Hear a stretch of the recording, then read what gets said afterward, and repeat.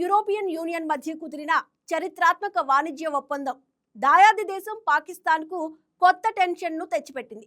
ఇప్పటి వరకు EU మార్కెట్పై ఆధారపడి భారీగా ఎగుమతులు చేస్తున్న పాకిస్తాన్కు Bharat EU free trade agreement గట్టి దెబ్బగా మారే అవకాశం కనిపిస్తోంది. GSP+ హోదా గడువు ముగియనున్న వేళ భారత్తో EU కుదుర్చుకున్న ఒప్పందం తమ ఎగుమతులపై ప్రభావం చూపుతుందనే ఆందోళన పాక్ నేతల్లో స్పష్టంగా కనిపిస్తోంది. ఈ నేపథ్యంలో పాకిస్తాన్ విదేశాంగ శాఖ చేసిన వ్యాఖ్యలు ఈ వ్యవహారానికి మరింత ప్రాధాన్యం తెచ్చాయి. భారత్ EU డీల్ ఎందుకు పాక్కు టెన్షన్గా మారింది? ఈ ఒప్పందం వల్ల ఎవరికి లాభం, ఎవరికి నష్టం అన్నది ఇప్పుడు చూద్దాం.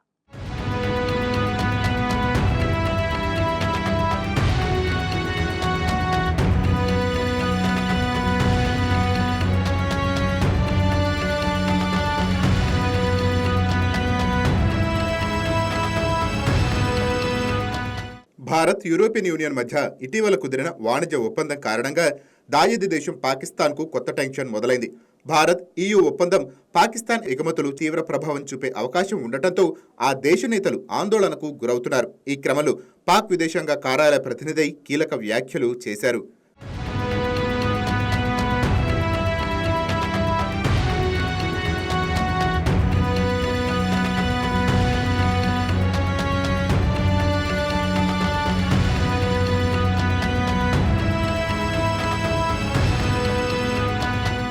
కాగా యూరోపియన్ యూనియన్కు పాకిస్తాన్ భారీ మొత్తంలో ఎగుమతులు చేస్తోంది. ఈ క్రమంలో వాణిజ్య విషయంలో 2014లో పాకిస్తాన్కు EU GSP+ హోదాను కూడా ఇచ్చింది. దీని కింద రాయితీ సుంకాల కారణంగా ఐరోపాకు పాకిస్తాన్ టెక్స్టైల్స్ ఎగుమతులు 108% పెరిగాయి. ఇరుపక్షాల మధ్య వాణిజ్య విలువ 12 బిలియన్ యూరోలకు చేరువైంది. అయితే ఈ హోదా గడువు వచ్చే ఏడాది డిసెంబర్లో ముగియనుంది.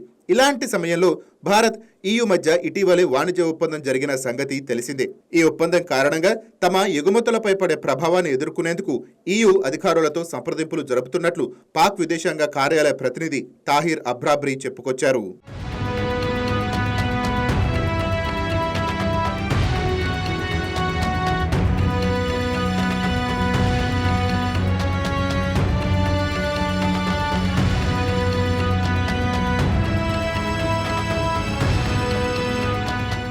పాక్ EU ఒప్పందం గురించి మాకు తెలిసింది, అందులోని అంశాలను గమనిస్తున్నామని తాహిర్ అబ్రాబీ అన్నారు.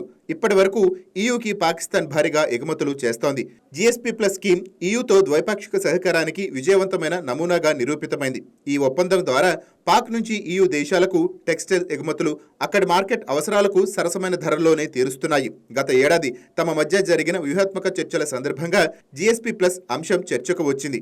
EUతో దీర్ఘకాలంగా ఉన్న స్నేహపూర్వక పరస్పర ప్రయోజనకర సంబంధాలను కొనసాగించేందుకు ప్రయత్నిస్తున్నట్లు తెలిపారు.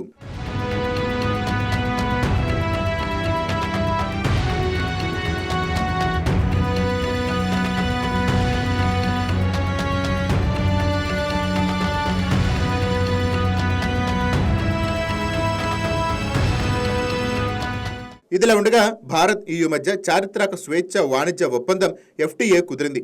మదర్ ఆఫ్ ఆల్ డీల్స్ గా పిలిచే ఈ ఒప్పందాన్ని ఢిల్లీలో ప్రధానమంత్రి నరేంద్ర మోడీ, EU నేతలు ఉర్సుల్లా వాన్ డెర్ లెయోన్, ఆంటోనియో కోస్టా సంయుక్తంగా ప్రకటించారు. దీంతో పాటు భద్రత, రక్షణ రంగాల్లో బంధం మరింత బలోపేతం, భారతీయ నిపుణులకు ఐరోపా దేశాల్లో అవకాశాలను కల్పించే ఒప్పందాలు కుదిరాయి. FTA పై చర్చలతో ప్రారంభించి మొత్తం 13 ఒప్పందాలను కుదుర్చుకున్నాయి. ఈ ఒప్పందం కారణంగా ఐరోపా కార్లు మధ్య భారత్లో చౌకగా లభించనున్నాయి. భారతీయ రైతులు, చిన్న పరిశ్రమల వారి ఉత్పత్తులకు ఐరోపా మార్కెట్లో విస్తృత అవకాశాలు లభించనున్నాయి. ప్రపంచ GDPలో 25%, వాణిజ్యంలో 3వ వంతుకు ఈ ఒప్పందం ప్రాతినిధ్యం వహించనుంది. FTAతో EU దేశాలకు భారత్ చేసే 99% పైగా ఎగుమతులపై సుంకాలు తగ్గుతాయి. అలాగే EU భారత్కు చేసే 97% ఎగుమతులపై సుంకాలు దిగివస్తాయి.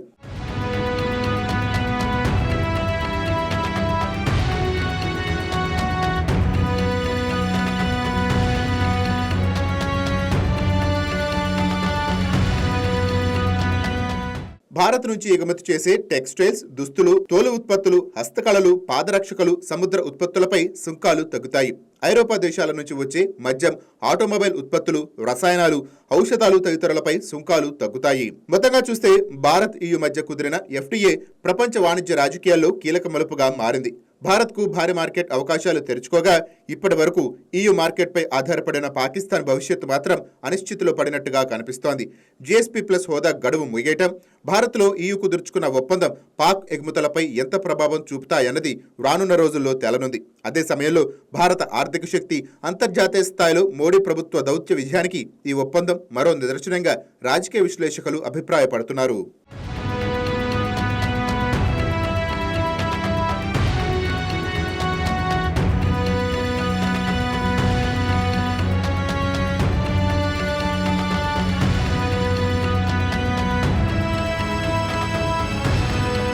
Please subscribe to YK TV Network. Please subscribe to YK TV. Please watch YK News. Don't forget to subscribe YK News channel.